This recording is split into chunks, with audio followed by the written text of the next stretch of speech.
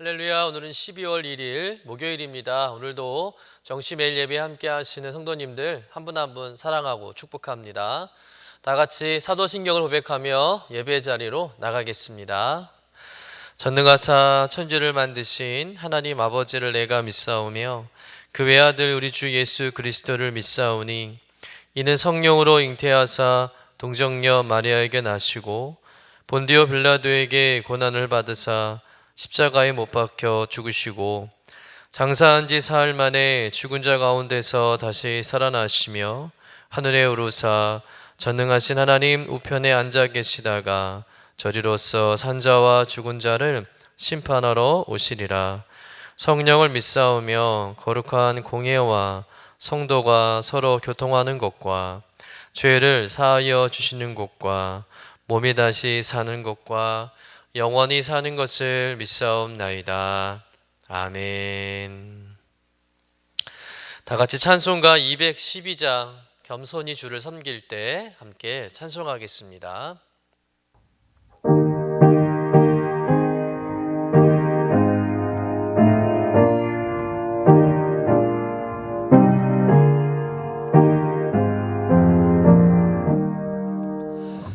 겸손히 주를 섬길 때 괴로운 일이 많으나 구주여 내게 힘 주사 잘 감당하게 하소서. 인자한 말을 가지고 사람을 감화시키며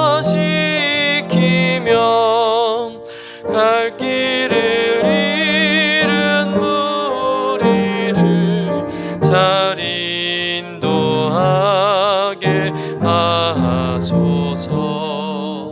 구주의 귀한 인내를 깨달아 알게 하시고 굳건한 믿음 주셔서 늘 승리하게 하소서.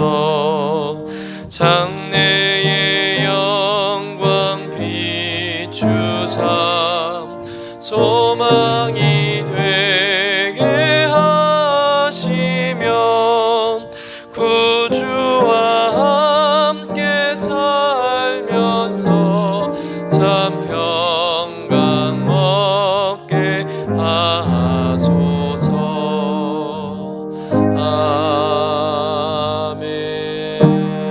아멘. 다 같이 매일의 기도 함께 드리시겠습니다. 참 평강의 주님, 오늘도 새로운 하루를 주시고 복되게 하시니 감사합니다.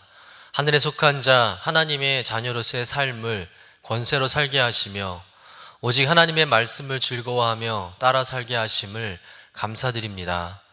다윗처럼 오직 우리 주님만을 내 앞에 모시고 오직 주님만이 우리의 전부이심을 고백하는 삶이 되게 하시고 그러므로 인해 주님께서 늘 우리의 전부가 되어 주심을 경험하고 누리는 삶이 되게 하옵소서.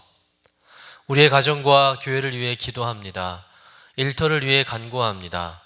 나라와 민족들을 위해 주님의 은혜를 구합니다. 구원과 치료와 회복의 은혜를 내려주셔서 어그러진 모든 것들이 바로 세워지게 하시고 평화를 이루게 하옵소서. 이제 일상이 된 경건의 일과를 통해서 성령의 충만, 성도의 영화를 이루게 하옵소서. 주님 사랑합니다. 언제나 자기 눈동자와 같이 우리들을 사랑하시는 주 예수 그리스도의 이름으로 기도드립니다. 아멘. 오늘 우리에게 주시는 하나님의 말씀은 시편 37편 1절에서 11절까지의 말씀입니다. 함께 받들어 읽겠습니다. 악을 행하는 자들 때문에 불평하지 말며 불의를 행하는 자들을 시기하지 말지어다. 그들은 풀과 같이 속히 배임을 당할 것이며 푸른 채소같이 쇠잔할 것이미로다. 여호와를 의뢰하고 선을 행하라. 땅에 머무는 동안 그의 성실을 먹을거리로 삼을지어다. 또 여호와를 기뻐하라. 그가 내 마음의 소원을 내게 이루어 주시리로다. 내 길을 여호와께 맡기라. 그를 의지하면 그가 이루시고 내 의를 빛같이 나타내시며 내 공의를 정오의 빛같이 하시리로다. 여호와 앞에 잠잠하고 참고 기다리라. 자기 일이 형통하며 악한 꾀를 이루는 자 때문에 불평하지 말지어다. 분을 그치고 노를 버리며 불평하지 말라. 오히려 악을 만들 뿐이라. 진실로 악을 행하는 자들은 끊어질 것이나 여호와를 소망하는 자들은 땅을 차지하리로다. 잠시 후에는 악인이 없어지리니 내가 그곳을 자세히 살필지라도 없으리로다. 그러나 온유한 자들은 땅을 차지하며 풍성한 화평으로 즐거워하리로다. 이는 하나님의 말씀입니다. 아멘. 자, 우리가 계속해서 다윗의 시편을 살펴보고 있는데요. 오늘 본문 시편 37편 말씀도 다윗의 시편입니다. 다윗이 그의 노년에 쓴 시편으로 전해지고 있는데요. 살아온 인생을 쭉 돌아보면서 악인들의 결과 또 의인들의 결과가 어떠했는지를 몸소 직접 경험하고 쓴 시편으로 볼 수 있습니다. 다윗은 정말 한평생 수많은 일을 겪은 사람 중에 한 사람이죠. 기쁘고 감사한 일도 많이 겪었지만 또 반면에 때로는 쫓겨다니는 억울한 일도 많이 또 겪었고, 특별히 불의한 자들 또 악인들이 형통하고 득세하고 승승장구하는 것을 보기도 하고, 또 반면에 의인이 고난을 당하는 현실을 다윗이 직접 보고 겪기도 했습니다. 아무리 생각해 보아도 도무지 이해되지 않는 그런 수없이 많은 일들을 경험했는데, 그들 가운데 악인들의 형통은 오늘날 성도들에게도 참 많은 허탈감과 또 박탈감을 주고 또 시험거리가 되는 것은 사실입니다. 다윗 역시 이런 상황을 직접 보고 경험하면서 많은 갈등과 고민 또 회의감이 들지 않을 수 없었을 것입니다. 그러나 다윗은 이 문제에 대한 해답을 금세 찾죠. 그리고 확실한 또 분명한 결론을 내리게 됩니다. 오늘 본문 1절 2절의 말씀을 같이 한번 읽어보도록 하겠습니다. 악을 행하는 자들 때문에 불평하지 말며 불의를 행하는 자들을 시기하지 말지어다. 그들은 풀과 같이 속히 배임을 당할 것이며 채소같이 쇠잔할 것이미로다. 다윗이 뭐라고 말하고 있습니까? 악인들이 아무리 번성하고 잘 산다 할지라도 부러워하지 말고 불평하지 말라는 것이죠. 그들은 결국 들판에 풀이 금방 시들고 그래서 뽑히고 배임을 당하는 것처럼 그들의 인생 또한 금방 무너지고 사라지고 망할 거라는 것입니다. 이런 풀들을 보면 늘 다른 하초들보다 곡물보다 훨씬 더 빨리 자랍니다. 그런데 그렇게 빨리 자란 만큼 풀은 금방 뽑히게 되죠. 잘리게 됩니다. 이와 같이 결코 악인들은 끝까지 잘 될 수 없다는 거예요. 반드시 하나님의 심판이 있다는 것입니다. 그러니 악인들이 형통할 때 부러워하지도 말고 불평하지도 말고 낙심하지도 말라는 것이죠. 하나님의 공의로우심을 신뢰하며 묵묵히 하나님의 때를 기다리라는 것입니다. 여러분, 다윗은 늘 하나님의 때를 기다리는 사람이었다는 거예요. 다윗의 삶을 돌아보면 다윗의 힘으로 얼마든지 악인들을 심판하고 또 자기가 당하는 그 어려움을 끝낼 수 있는 상황들이 많았습니다. 그만한 힘도 있었고요. 또 기회도 명분도 충분했습니다. 특히 이 다윗은 자신을 죽이려고 하는 사울 왕을 죽일 수 있는 기회가 2번이나 있었습니다. 여러분, 다윗에게 사울은 어떤 존재일까요? 정말 이유 없이 이 자신을 시기하고 미워하고 죽이려 하고, 그래서 이 사울 때문에 자신이 도망자가 되고 모든 것을 빼앗기고 정말 하루하루 피말리게 하는 그런 존재가 사울 왕이었습니다. 사울 때문에 얼마나 다윗이 하나님께 부르짖고 울었는지 모릅니다. 그런데 정말 때가 온 것이죠. 다윗이 사울을 죽일 수 있는 상황이 만들어진 거예요. 정말 하늘이 내려준 절호의 기회 같았습니다. 다윗이 상황을 만든 게 아니죠. 이것이 하나님의 뜻인가 보다라고 생각될 수 있는 그런 상황이었습니다. 그러나 다윗은 사울을 해치지 않습니다. 그를 죽이지 않습니다. 다른 사람 같았으면 정말 시원하게 복수하고 이스라엘의 새 왕으로 등극할 만한데 다윗은 끝까지 사울을 해치지 않죠. 그러나 결국 최후의 승자는 사울이 아니라 다윗이 됩니다. 여러분, 그렇게 될 수 있었던 것은 다윗이 하나님을 끝까지 신뢰하고 하나님의 때를 기다렸기 때문인 줄로 믿습니다. 여러분, 그처럼 우리의 시선과 때를 하나님께 맞춰야 할 줄로 믿습니다. 자꾸 인간적인 시선과 나의 때만 생각하면서 나의 힘으로 뭔가 하려고 하는데요, 결국 내 자신도 불행하게 될 뿐이라는 거죠. 여러분, 다윗이 사울을 죽인들 다윗이 평안했을까요? 모든 문제가 다 잘 해결되었을까요? 그렇지 않습니다. 다윗이 사울을 죽였다면 또 사울을 추종하는 사람들이 또다시 다윗을 원망하고 또 그들에게 미움을 사게 되고 또 다윗은 더 큰 위기를 맞이할 수밖에 없었던 거예요. 그런데 다윗은 자신의 힘으로 문제를 해결하려고 하지 않고 하나님의 때를 기다렸다는 겁니다. 하나님의 계획과 또 일하심을 신뢰하며 끝까지 참고 버티며 인내했던 것이죠.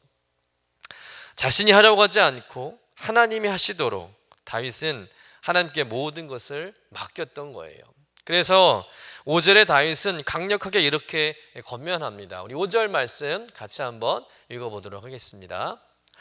내 길을 여호와께 맡기라. 그를 의지하면 그가 이루시고. 아멘. 우리의 모든 길을 하나님께 맡기라는 거예요.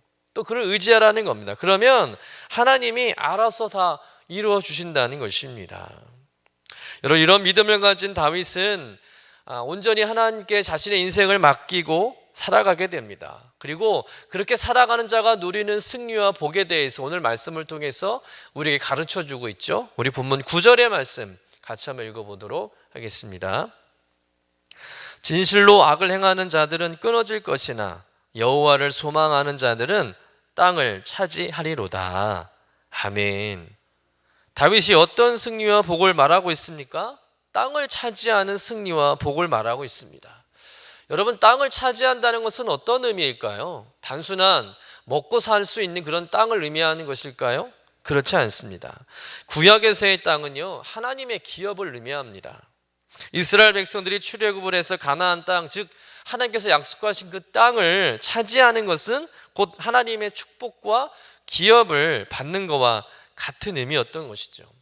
또한 여러분, 땅을 차지한다는 것은 현세적인 축복뿐만 아니라 영원한 기업인 천국을 상속받는 의미와 같은 거예요. 한마디로 말해서 땅이라는 것은 하나님의 나라요, 하나님의 다스림을 받는 것인 줄로 믿습니다. 여러분, 전능하신 하나님의 다스림 가운데 살아가는 인생이라면 부족한 게 있을까요? 아쉬운 게 있을까요? 여러분, 세상에서 잘 사는 사람들을 보세요. 아무리 재산이 많고 아무리 궁궐 같은 큰 집에 살아도 그들은 만족할 줄 모릅니다. 늘 부족하다고 불평하고요, 늘 불안 가운데 살아가죠. 결국 그런 자들의 끝은 뭘까요? 하나님의 심판밖에 없는 것이죠. 그러나 하나님께 주시는 땅을 기업으로 받는 성도들은 결코 부족하지 않습니다. 모자라지 않습니다. 늘 감사와 기쁨과 평안이 넘치는 줄로 믿습니다. 비록 이 땅에서는 풍족하게 누리지 못해도 영원한 천국 기업으로 받고 소망 중에 날마다 기쁨으로 살아가는 줄로 믿습니다. 그렇다면 누가 진정한 승자이겠습니까? 저와 여러분이 진정한 승자임을 믿으시기를 간절히 축원합니다. 악인은 잠시 형통할지 모르겠지만 그러나 그들의 최후는 멸망뿐입니다. 반면 여호와의 때를 기다리며 하나님께 맡기고 끝까지 참고 견디며 하나님을 소망하는 자들은 결국 승리하고 하나님의 기업을 받게 될 줄로 믿습니다. 여러분, 악한 자들은 오늘을 살지만 믿는 자들은 영원을 사는 사람들인 줄로 믿습니다. 악한 자들이 기뻐하는 것은 세상의 잠깐의 형통이지만 믿는 자들이 기뻐하는 것은 영원한 형통함인 줄로 믿습니다. 악한 자들은 풀과 같이 속히 시들지만 의인은, 믿음의 사람들은 한낮의 태양같이 환하게 영원히 빛날 줄로 믿습니다. 오늘도 눈에 보이는 현실들, 악인들의 형통함을 보시고 낙심하지 마시고 여러분 공의로우신 하나님을 의지하며 하나님의 때를 기다리고 하나님께 맡기는 여러분 되시기를 간절히 축원합니다. 그래서 어떤 상황에서도 흔들리지 않고 하늘의 기업과 땅을 받아 누리는 영광스러운 성도임을 선포하면서 하나님의 다스림 안에서 선을 행하고 옳은 길을 성실하게 걸어가시는 저와 여러분 되시기를 주님의 이름으로 간절히 축원합니다. 기도하겠습니다. 하나님, 악인들에게 분노하면서도 그들의 형통함은 부러워했던 저희들의 부끄러운 모습을 회개합니다. 저에게 주신 그 아름답고 복된 삶이 불평과 원망으로 시들지 않게 하여 주시옵소서. 하나님을 신뢰함으로 또 하나님께 모든 것을 맡김으로 성실히 선을 행하고 인내하며 하나님의 다스림 안에 살아가는 복된 인생 되게 하여 주옵소서.